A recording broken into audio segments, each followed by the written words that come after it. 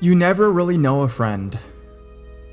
When I entered my preteen years, some of my older sister's guy friends made remarks that I would be attractive when I got older. My sister would share certain comments with me, and I remember it being uncomfortable, but definitely intriguing and foreign. One of her friends, Matt, who must have been a senior in high school at the time, asked my sister if he could take me to a dance when I started high school, which was still 1 or 2 years away. It became a lighthearted running joke with my sister and her friends that he had said this. Later, in front of my sister and a bunch of people, Matt approached me and mockingly asked me to a future dance, and we all laughed about it. He was very funny and nice about the whole thing, and I eventually forgot all about it. Months later, one evening when my parents were gone, my sister invited her friends over for a party.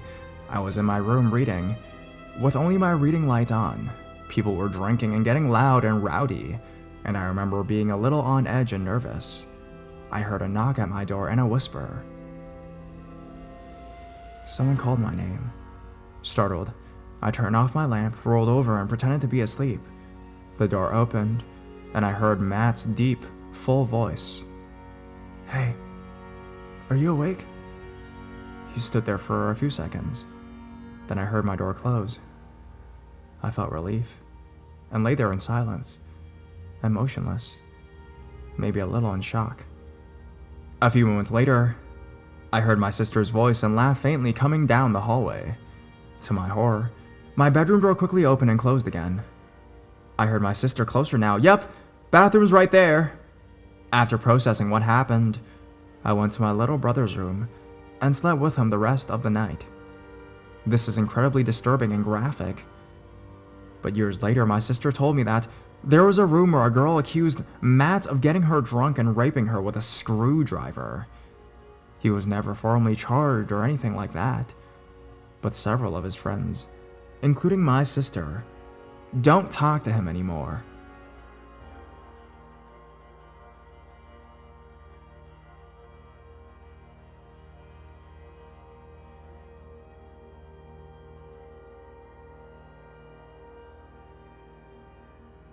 Just out of reach on the beach.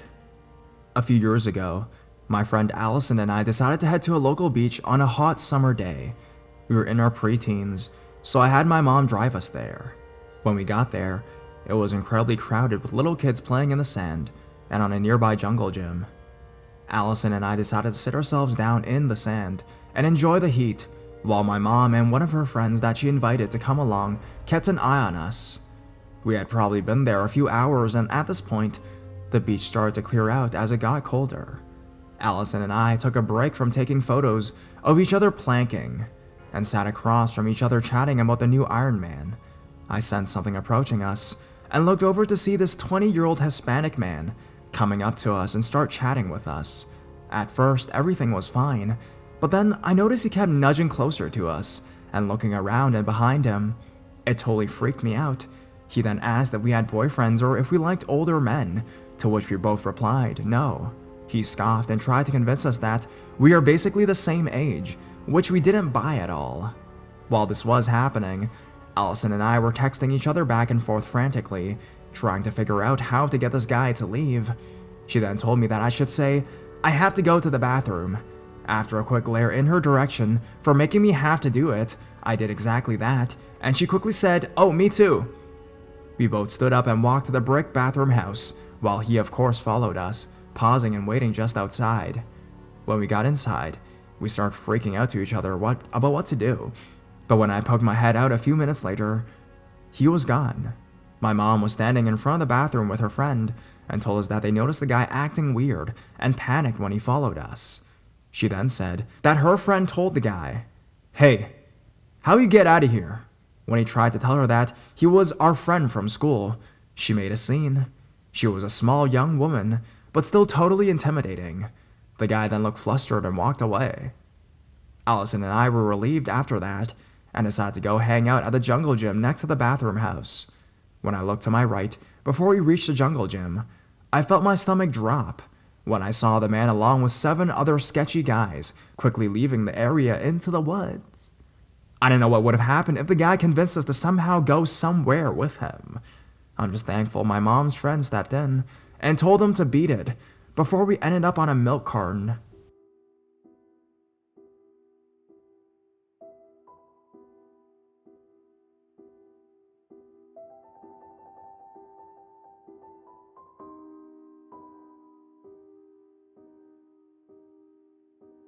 Plot twist. I've got a throwback story for all today. Throwing it back, circa 2005, 6th grade, a new guy entered my class, Kevin, whose mother had taken a teaching position at my school. Kevin was a cool guy, and we hit it off and formed a fast friendship. He played guitar and collected comic books, and he seemed to be a lot more mature than most of the boys in my class. It quickly became evident that Kevin had a crush on me, but I tried to not let that affect our friendship. At my school's annual Halloween carnival, Kevin and I hung out most of the night. I hit puberty really fast, so by 6th grade, I was already bustier and curvier than many girls until they hit college, so I was more than able to fit into one of those skimpy-legged Avenue costumes which I wore. Why my mom let me wear that to a middle school carnival, I'll never know. Kevin's parents were there, and his dad was taking pictures of all the games and rides. His dad stopped us as we stepped off the stage from the costume contest, and I guess he assumed we were a couple, because he asked us to hold still for a picture. He got the shot of us together and we moved on. After the carnival, my mom got on to me for not wearing panties under the fishnets I wore with the costume. I was 12 and stupid, and thought fishnets weren't see-through or something, I don't know. She said my skirt was short enough that someone looking up at the stage might have been able to see up my skirt. No one ever mentioned it to me, so I was silently embarrassed and didn't give it another thought. Months passed, and things were not well between me and Kevin, as I got my first boyfriend, and our friendship turned icy. Kevin had also started dealing with some bullying issues, and had become withdrawn. A friend of mine approached me one afternoon and asked me if I knew what a Zanga was. My dad kept me super sheltered from social media in my preteen years until high school, so I had no clue. She went on to tell me that she saw a picture of me on Kevin's Zanga that I should probably take a look at. Went home and made a Zanga account to find his page, and saw that Kevin's Zanga was full of disturbing stuff. General angsty boy crap at first, lots about his bullying, which escalated to writing about hating people in our class and our teachers, how he wanted to stab my boyfriend, who I later learned was one of the kids bullying Kevin, unfortunately, and his desire to shoot our principal for taking the bully's sides. In the middle of all that was a really explicit photo of a porn star with my face photoshopped onto the body from the picture taken at Halloween. Lots of lewd comments back and forth from his only other friend about what they wanted to do to me. I freaked, told my parents. Dad printed out literally the entire blog and took it to the principal. Kevin was expelled, and his mother was fired for various unrelated crazy shit she'd been doing. Life went on. During the whole disciplinary part of the ordeal, Kevin's dad was super defensive of his actions, particularly the photos of me. Fast forward several years to high school, and Kevin and I wind up attending neighboring schools and run into each other. Kevin actually ends up being a really decent dude. He apologized to me for the whole website and for taking out his bullying issues on me, and admits that he was really emotionally disturbed at the time. To this day, Kevin and I are actually on pretty cool terms and talk occasionally. He's in college in the same town as me. He has an awesome girlfriend. He's in a band and all good stuff. When we picked up our contact our sophomore year of high school, Kevin mentioned his family's marriage going south and how things were difficult between him and his dad. In passing a year or so later, he mentioned a divorce, but never talked about his dad again. Last year, a friend sent me a news article revealing a man in our town had been arrested for trying to meet up with who he thought was a 14-year-old girl from a chat room. Further investigation revealed a massive stash of child pornography, exclusively female, on his computer. The guy was Kevin's dad. A week into the investigation, my parents got a call from the police department. Apparently, I was one of the few children identified from a collection of photos on his hard drive. They weren't necessarily pornographic in nature, I was told, but it was apparently like an old folder, and the police noticed several young girls as subjects in his regular photography and followed through. I never saw the pictures used, obviously, but my guess is that they were the ones from Halloween years ago. My parents and I basically just went in for questioning to make sure I hadn't been inappropriately touched by the man or posed for other photos, to confirm I was a minor at the time, to make sure I wasn't still a minor, all that jazz. The police went through with the investigation, and he's serving quite a bit of jail time. For anyone wondering, it would have been ridiculously easy for the police to identify me. I was a high-achieving, popular student at that middle school, and was frequently pulled out of class to take photos for the local paper. Was in most yearbook photos, all that bullshit that smart and athletic kids do. I Google myself a lot, and a few years ago, my name and pictures of me from articles about the school would come up easily in an image search. If they'd done any kind of face database scan of the photos on the hard drive, I imagine my face would come up pretty easily. Thankfully, that's not the case now. You just get links to my shitty Twitter. So, plot twist.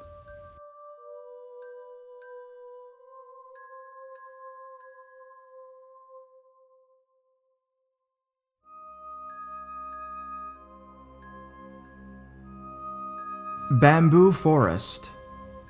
As a pretext, I like to say I hate being on the brink of believing a story or feeling it is false when reading encounters here. So, if you have any questions or see any inconsistencies, let me know, and I'll try to clarify it. Starting off, I like to say this happened 2 to 3 years ago when I was still a young preteen, so my memory isn't the best. Just outside of my neighborhood, there was a street leading 2 ways, one which was regularly traveled to get to my school, and the other that led to an intersection with a CVS, which was most often used to get into downtown San Antonio. Past the CVS, there was a Korean school, which looked more like a house with a school sign, and an actual campus that I believed was a middle school. However, I did not go to this school.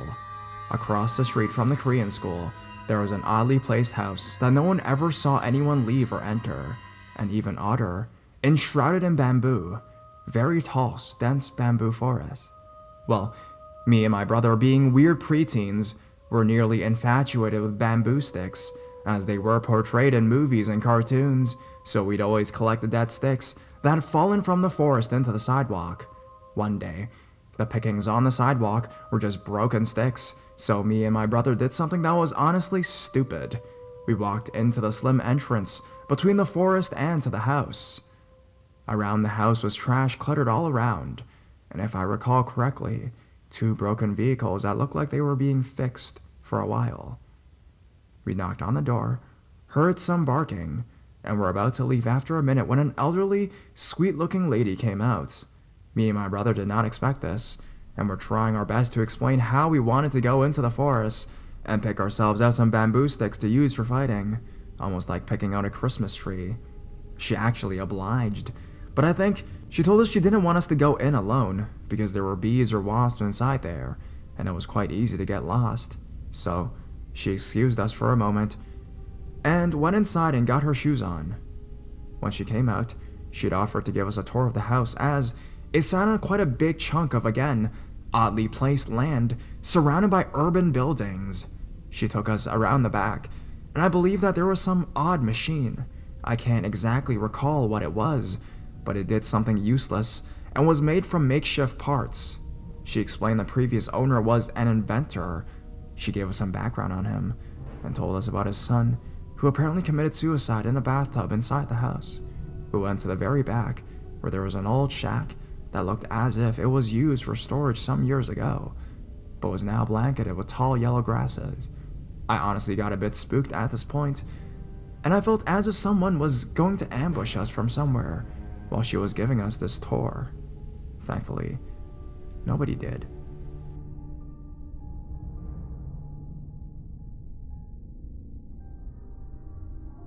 She finally took us to the forest after passing by the broken down cars.